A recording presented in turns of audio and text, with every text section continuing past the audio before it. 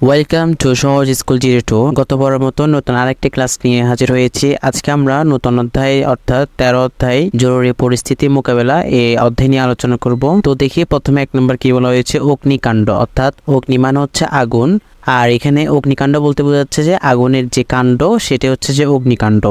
তো একটু খেয়াল করো, এখানে আমরা 1 নম্বর ছবির মধ্যে কি দেখতে পাচ্ছি, এখানে নিশ্চয়ই দেখতে পাচ্ছি আগুন লেগেছে, অর্থাৎ উদ্ধার কাজ চলছে, তাই না? আর এখানে 2 নম্বর ছবির মধ্যে আমরা কি দেখতে পাচ্ছি, অর্থাৎ আগুন জ্বলে অর্থাৎ অনেক ক্ষয়ক্ষতি হচ্ছে, এরকম কিছু বোঝাচ্ছে। অর্থাৎ মূলত আমরা এই দুইটি ছবির মধ্যে লক্ষ্য করতে পারতেছি আগুন লাগছে এবং আগুন লেগে অনেক ক্ষয়ক্ষতি হয়েছে, এই বিষয়টি আমরা বুঝতে পেরেছি। এখন দেখি আমাদের ক নম্বর কি বলেছে, ছবি দুইটি পর্যবেক্ষণ করে নিচের প্রশ্নগুলোর উত্তর দিই। অর্থাৎ আমরা কিন্তু ছবি দুটি কিন্তু ভালো করেই পর্যবেক্ষণ করেছি। এখন দেখো এখানে 1 2 3 4 অর্থাৎ 4টি প্রশ্ন আছে। দেখি প্রথম প্রশ্নে কি দেওয়া আছে, 1 নং ছবিতে কি দেখা যাচ্ছে।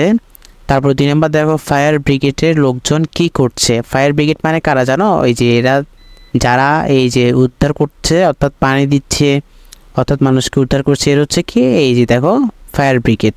তারপর দেখো আশেপাশের লোকজন কি করছে, দেখো এই যে আশেপাশের লোকজন হচ্ছে এরা, কেমন, এর হচ্ছে আশেপাশের লোকজন, আর ফায়ার ব্রিগেড হচ্ছে এরা। তারপর দেখো 2 নং ছবিতে কি দেখা যাচ্ছে, যে আমরা 2 নম্বর ছবিতে কি দেখতে পাচ্ছি সেগুলো নিয়ে এখন আমরা আলোচনা করব। তো কথা না বাড়িয়ে চলো উত্তরগুলো দেখে আসি। প্রিয় শিক্ষার্থীরা দেখো 1 নম্বর ছবিতে কি দেখা যাচ্ছে, অগ্নিকাণ্ড হচ্ছে। কেননা আমরা কিন্তু দেখতে পাচ্ছিলাম অনেক আগুন লাগছে, এই আগুন লাগাটা হচ্ছে অগ্নিকাণ্ড। কেমন, দেখো 2 নম্বর ছবিতে কি দেখতে পাচ্ছি, ফায়ার ব্রিগেডের লোকজন কি করছে। আমরা লিখতে পারি আগুন নিভানোর চেষ্টা করছে, কেননা এরাই হচ্ছে ফায়ার ব্রিগেড। এই ফায়ার ব্রিগেড কিন্তু ওরা আগুন নিভানোর চেষ্টাই করছে।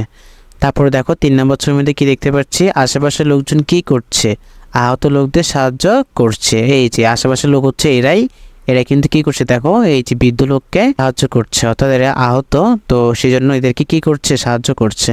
তারপর দেখো 4 নম্বরে কি বলা হয়েছে, 2 নং ছবিতে কি দেখা যাচ্ছে। আমরা লিখতে পারি 2 নং ছবিতে আগুনে পুড়ে যাওয়া ধ্বংসাবশেষ, অর্থাৎ আগুনে পুড়ে যে দেখো যেগুলো ধ্বংস হয়েছে, এই ধ্বংসের যে শেষ অংশটুকুই আছে সেটা হচ্ছে কি ধ্বংসাবশেষ। আশা করি তোমরা এই ক নাম্বারটা ভালো করে বুঝতে পেরেছ। আমরা আগামী ক্লাসে ইনশাল্লাহ এই যে অন্য ছকগুলো আমরা পূরণ করব, খ গ নাম্বার নিয়ে আমরা আলোচনা করব। সেজন্য আমাদের পরবর্তী ক্লাসগুলো পাওয়ার জন্য অবশ্যই আমাদের ইউটিউব চ্যানেলটি সাবস্ক্রাইব করে রাখবা। আজকে এতটুকু পর্যন্ত, সবাই ভালো থাকবা, সুস্থ থাকবা। আসসালামু আলাইকুম ওয়া রাহমাতুল্লাহ।